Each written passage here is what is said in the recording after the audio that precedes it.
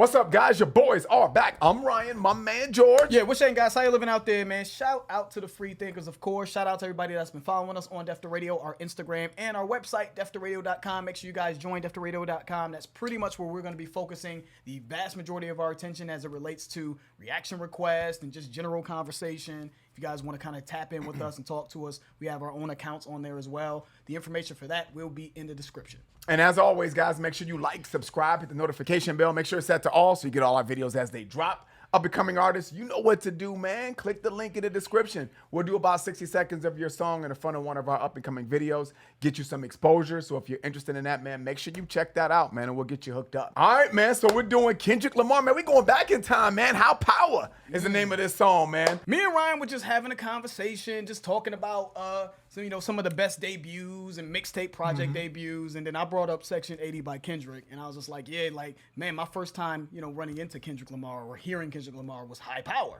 And Ryan was like, wait, what? I was like, what song was that? I was like, what do you mean, what? And I was like, because I thought his first project was Good Kid, Mad City. And it's crazy that may sound to you guys, but we never really talked about. I mean, I think I brought up Section 80. I may have brought it up, and maybe Ryan just didn't respond in the past when I brought it up, and he's probably just like whatever. But yeah, apparently Ryan hasn't heard Section 80, so I was like, oh no. We're doing reaction. Yeah, we need to do a reaction. We need to do a reaction, and I need to see his reaction to this, because this is early Kendrick before Good Kid, Mad City, which is my favorite album from Kendrick. This is early Kendrick. So I just wanted him to get a good feel for how this man came into the game. He came into the game on some other shit, in my opinion. Ryan may disagree. So I just thought that this would be a cool idea for reaction. So it's kind of a half reaction. You know what I'm saying? So you guys will just be getting Ryan's reaction, but of course I've heard it. Yep. And I just thought it'd be a good idea for a video, man. And it's something we want to do this, guys. Just so you know, I mean, this is always something that George and I, we love old school music in general, old school hip hop, old school R&B, all that stuff. But we just want, I think this kind of be a good way to kind of test the waters to see if you guys like this or. Well, there's a lot of y'all that have been clamoring for us to go back and do old shit, because we running out of shit to do. Yeah, I ain't gonna lie to you, bro. We're running out of shit to do that I feel like won't just satisfy 8 motherfuckers in the comments. That's How true. about that? Like, That's there's true. always some great artistic shit to do, but is it going to result in our channel growing? People, fucking with us and just. Hopefully being converted over to Def to Radio. I don't know. There's a lot of great artists that can rapidy rap and do that, and we love that too. But I just don't know if the demand is where we would like it to be. And there's only certain artists that really demand a certain amount of engagement. It seems like Kendrick's one of them that offer substance. So it's becoming harder and harder to really find things that we feel like will satisfy. That gives us the substance, but also at the same time will satisfy a wide range of people. That's just the reality of the situation. Not that we won't do underground, MC conscious, you know what I'm saying? MC Black Plight, you know what I'm saying? Not that we won't do those guys in the future, but it's just nice when a substantial amount of people are engaging and like the content and all that other stuff. Yeah, man. So let's get to it, man. We're going to go back. I've heard Section 80 or HiiiPoWeR. Ryan has not. This should be interesting. Yeah, man. Kendrick Lamar, HiiiPoWeR. Produced by J. Cole, by the way. Oh, yeah, that's right. You did tell me that. I did tell that's Ryan right. that produced. So I'm interested to hear this beat. Because I ain't gonna say nothing. But because I've heard a couple J. Cole beats. I'm like, you know what? I don't think that's that bad. People make fun of J. Cole. I think J. Cole is underrated for his production. People make fun. I'm like, yeah. Anyways, man, let's get to the shit, man. Everybody put 3 fingers in the air. The sky's falling, the wind is calling. Stand for something or die in the morning. Section 80, HiiiPoWeR.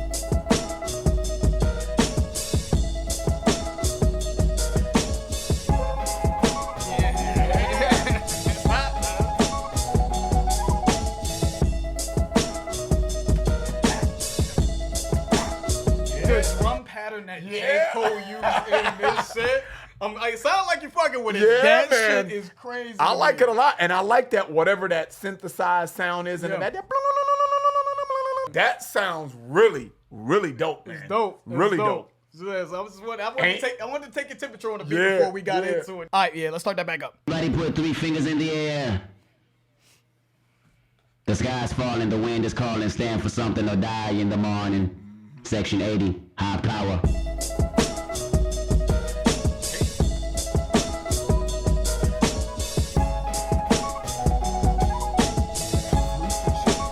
I don't know. Yeah, that's layered.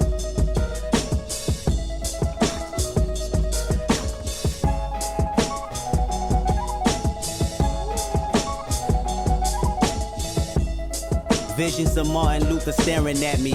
Malcolm X put a hex on my future, someone catch me. I'm falling victim to a revolutionary song. The Serengeti's clone. Back to put you backstabbers back on your spinal bone. You slit your disc when I slit you my dish. You wanted to diss but jumped on my dick. Grown men never should bite their tongue unless you eating pussy that smell like it's a stale plum. I got my finger on the motherfucking pistol, aiming it at a pig. Charlotte's Web is gonna miss you. My issue isn't televised, and you ain't gotta tell the wise how to stay on beat because our life's an instrumental. This is physical and mental. I won't sugarcoat it. You'll die from diabetes if these other niggas wrote it. And everything on TV just a figment of imagination. I don't want a plastic nation. Dread that like a Haitian. Why you motherfuckers waiting? I be off the slave ship, building pyramids, writing my own hieroglyphs.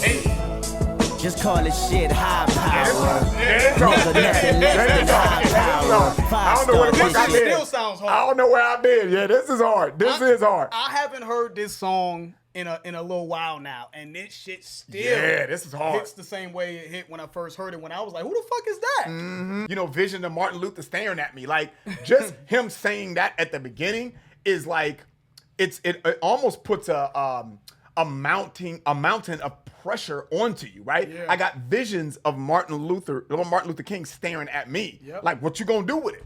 Yeah. I died for you to be in this position, so what the fuck you gonna do with it? You know, that's what that sounds like to me. Like, you are put here for a higher purpose. And for him to say that, it almost feels like he has a responsibility as a person that could possibly be one of those dudes that are in the limelight, that is African American, that can really inspire change, like a duty to do what's right. And I feel like that's kind of the energy he kind of came in, because that was the first fucking line of the damn verse. Yeah, you said it beautifully. Visions of Martin Luther staring at me, these expectations. But he said Malcolm X put a hex on my future. Someone catch me. So now it's like, okay, so why would he say Malcolm X put a hex on my future? He's also a revolutionary, right? An activist, right? Martin Luther King is another activist, but they just had different ways of wanting to make change. So Malcolm X put a hex on me. So I got Martin Luther, who was a guy that would turn the other cheek and peace and this and that. But this dude over here was on some, we gonna by any means. That's the line. That is the line. You know what I'm saying? We gonna get equality. We can do it the peaceful way, but if you don't want to go that route, it's like however you want to do it. You know what I'm saying? That was the line. You know what I'm saying? We can, however you want to do it. We can keep it cordial. We can keep it gangster. However you want to go. Yeah, Shout out to Moneybag Yo. But essentially, Malcolm X, like, I think it exemplifies conflict. Like, I want high power. To me, how I've always looked at high power is it's almost like a revolutionary, rebellious song, right? And it's about empowerment to me as well. So, but I'm struggling with which way to go about it. I'm struggling with, should I take the peaceful route, or should, based off of what I'm seeing in the world and society, I'm just like, I don't know, he put a hex on me. He fucked me up because I'm ready to do it on some violent shit if need be, right? Whatever needs to be done in order to get to make real change, I'm willing to take it there. So I'm just having conflict with ideologies is how I've always taken that. This is physical and mental. I'm not gonna sugarcoat it. I'm gonna give it to you straight. You know what I mean? If you would die from diabetes if these other dudes wrote it. I thought that was funny. But I feel like what he's saying is I'm giving it to you straight. You know what I mean? And I feel like what that could also mean is other people, other rappers, other entertainment, anything on the internet pretty much that is not real, I feel like you could die because it's not good for you. It's not, and he said after that, everything on TV is just a figment of your imagination. It's not real, and it's not good for you. Diabetes, obviously, is caused by a huge sugar intake, and I feel like what he's saying is if other dudes wrote other songs, some of the music out there it's not good for you. You know what I'm saying? It's being given to you in high dosage, you know what I mean, of bullshit, like candy, you know what I'm saying? Yeah. And we're becoming addicted to the wrong shit, you know what I mean?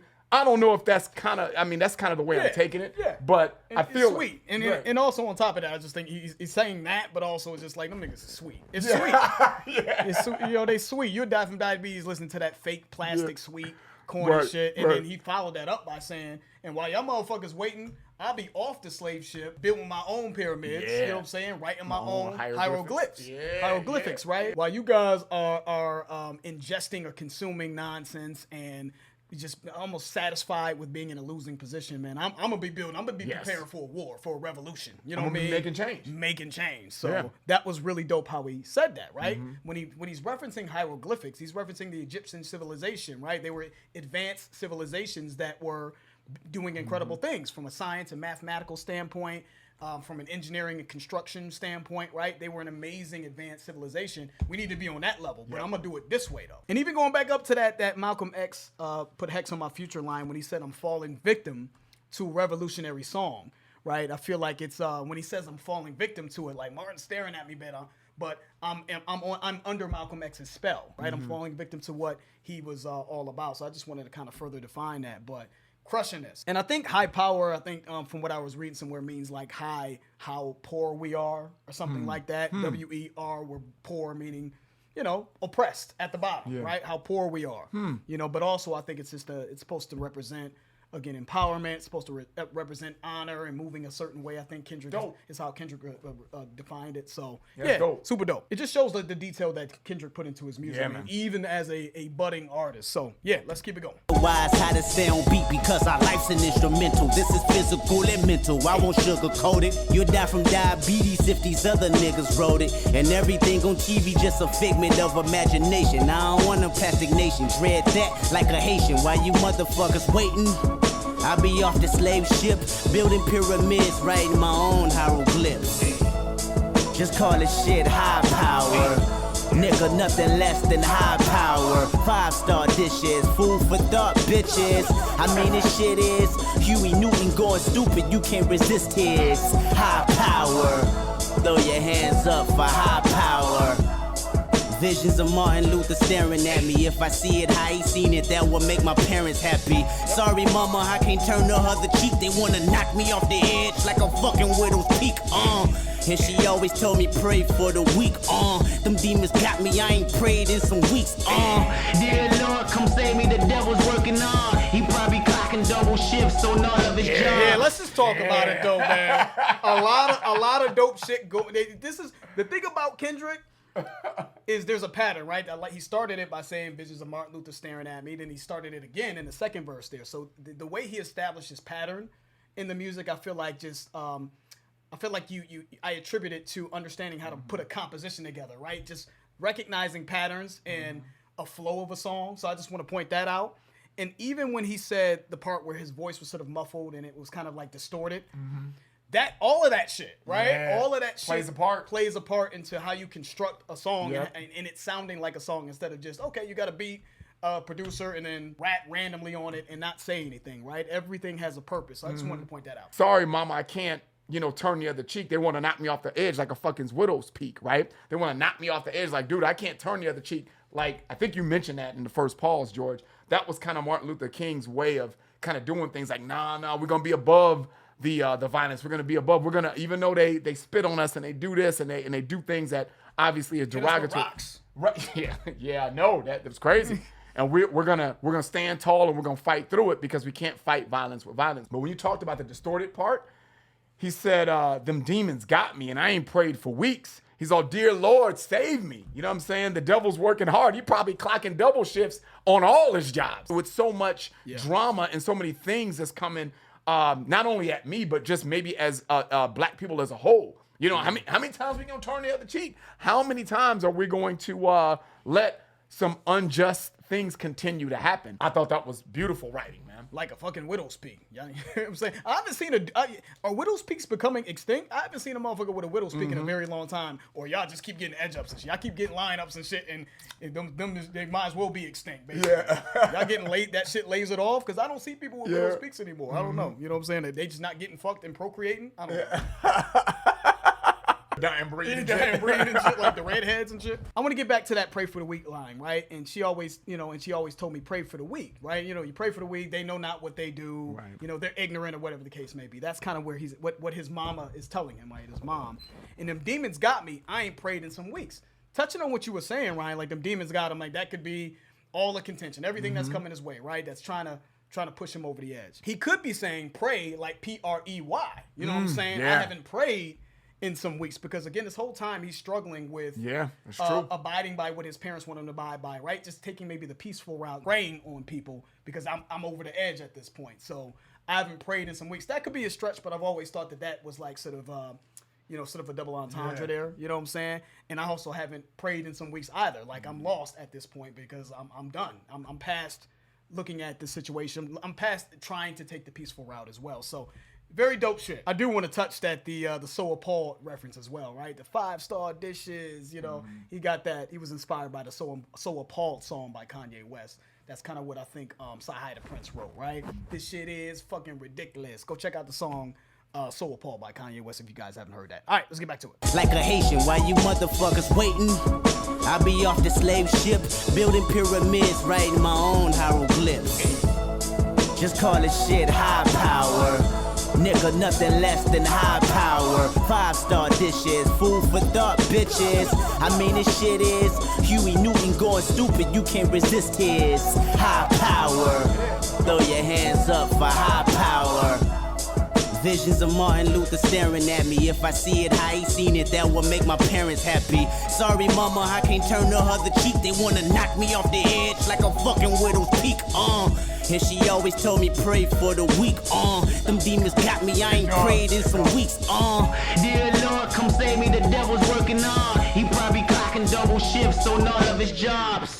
Frightening, so fucking frightening, enough to drive a man insane. I need a license to kill. I'm standing on a field full of landmines, doing the moonwalk, hoping I blow up in time. Cause 2012 might not be a fucking legend, trying to be a fucking legend, the man of mankind. Who said a black man in the Illuminati? Last time I checked, that was the biggest racist party. So get up off that slave ship, build your own pyramids, write your own hieroglyphs. Just call it shit high power. Nigga, nothing less than high power. 5-star dishes, food for thought, bitches. I mean, this shit is Bobby Seale making meals, you can't resist his high power. Throw your hands up for high power. Yeah, it's hard, dude.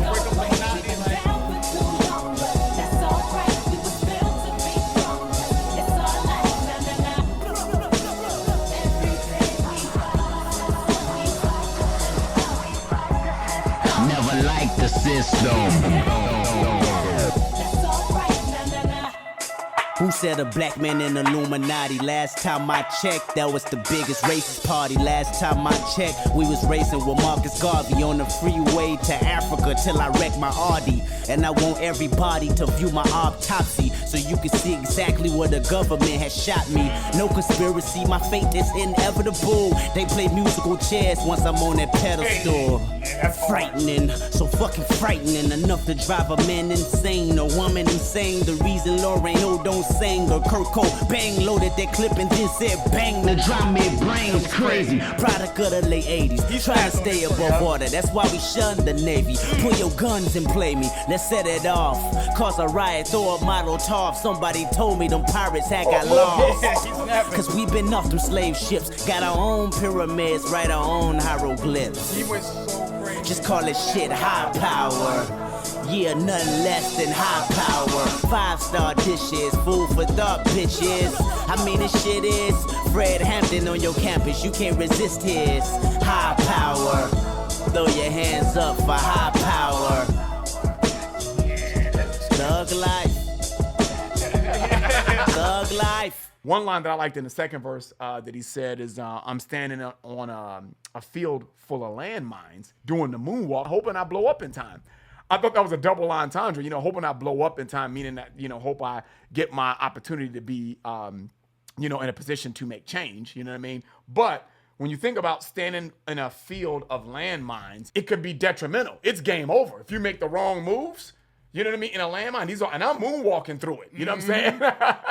So when Michael Jackson did the moonwalk backwards, right? So I feel like that's a play on words that he's doing it at a high level. You know what I'm saying? But I still could hit a landmine. You know what I'm saying? Because if you're doing something backwards, you still trying to find your way, so to speak, is how I'm defining it. And I welcome the challenge as well, how I'm taking that. Like, I'm doing a moonwalk on some landmines. I welcome what's going to come with making this change. The smoke. Bring me the smoke. And while y'all over there lost with that sort of slave-minded way of thinking, right, I'm going to be building my own pyramids, writing my own hieroglyphs. And then in the second verse, he said it was more about inspiring people to do the same. So he started off by saying, while y'all doing that, I'm going to do it. Yeah. And I think that, to me, that it went from him doing it and him figuring it out to then him saying, okay, now that I figured it out, let me inspire other people to do it. Because it went from, I'm going to do it, now you should be doing it. Especially when he started talking about, my autopsy, you know what I mean? So you can see where the government shot me and, and then he said, no conspiracy. My fate is inevitable. They're playing musical chairs once I'm on that pedestal. Once I make it, that now they go musical chairs. We all know what the game musical chairs is, right? Everybody kind of changes positions and, all that kind of stuff. And I feel like what he's saying is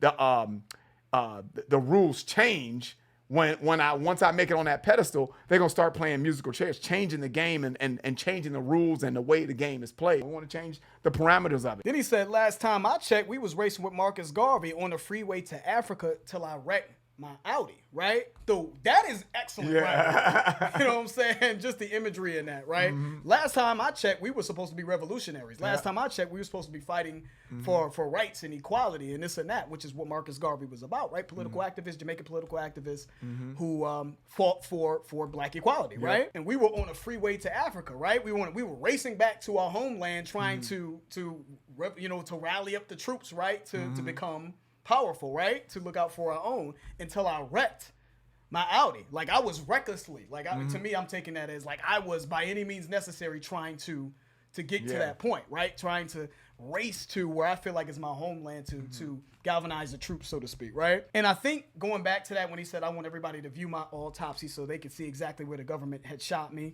No conspiracy, my fate is inevitable. At the end of the song, he said, Thug life, you know what I'm saying, was referencing kind of Tupac in that, right? Tupac had Thug Life tatted across his chest or his stomach rather, and he said that in his music.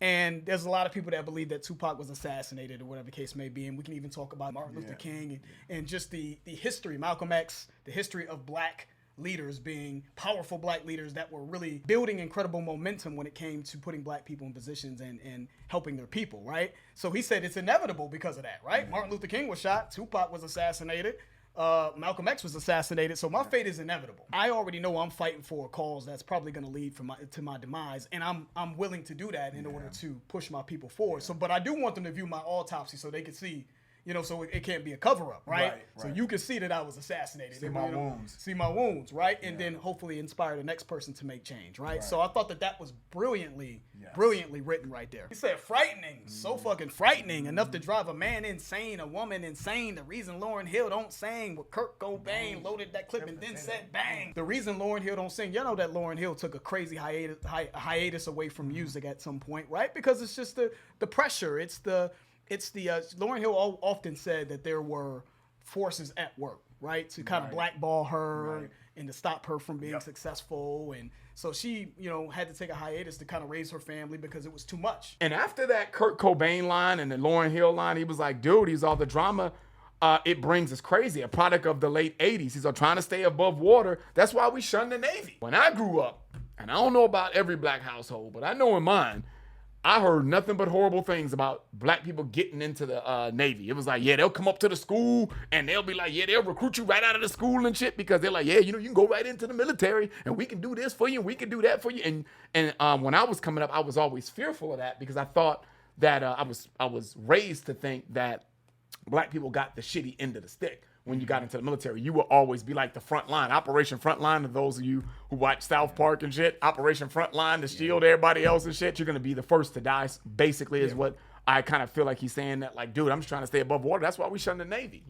I thought that was a cool little double entendre, if that's what he meant. The Navy is in the water, right? Whether they're on an aircraft carrier or in a submarine or whatever the case may be. So trying to stay above water is a cool play on words, meaning the struggles of life, but physical being above water. And then in the last verse he said, because we've been off them slave ships, got our own pyramids, write our own hieroglyphs, right?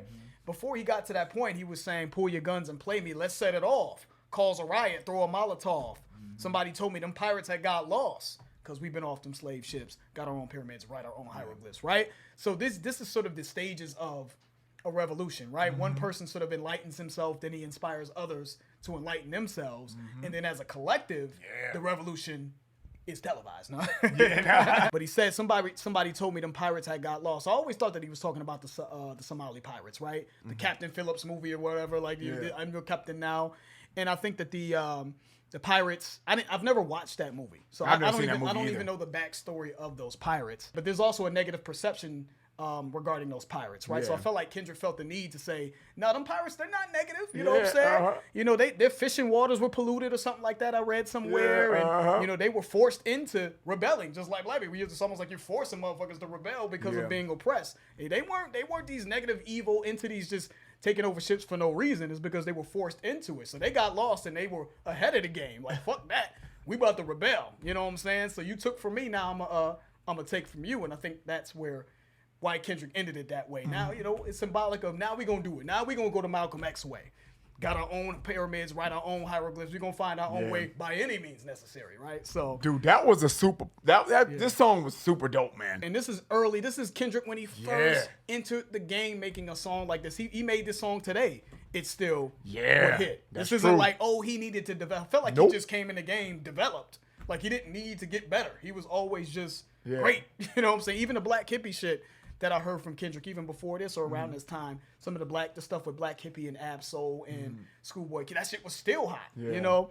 So he was always great. The depth in this, the beat was hard, the catchiness, the sort of adding the distortion in his voice, even the chorus where they had people coming in singing. I forgot who was singing. Lori Joe, I believe, was singing the chorus, "Every day we fight the system just to make our way." Like it kind of broke up the monotony of the beat. And it had Lori Joe come in and sing, "Every day we fight the system just to make our way." All of that shit leads to having a complete body of work, a great song. You know what I'm saying? Motherfuckers don't know how to make songs. They just be rapping for the sake of rapping with a random beat. And no, you got to put that shit together, bro. Salute to Kendrick. That was excellent. That was actually fun to revisit that song. That was dope, break it down, man. And shout out to everybody that's been requesting us to go back and do old shit. If y'all want us to do more of this, you know, let us know in the comments. Let us know on Def the Radio. Yes. Join our site. That's where we are 90% of the time these days. So if you want us to do more shit like this, join the site. Let us know, man. That's the end of the video. If you enjoyed it, please hit the like button. If you haven't subscribed, please subscribe. I'm George. That's Ryan. Lost to Vegas. We out.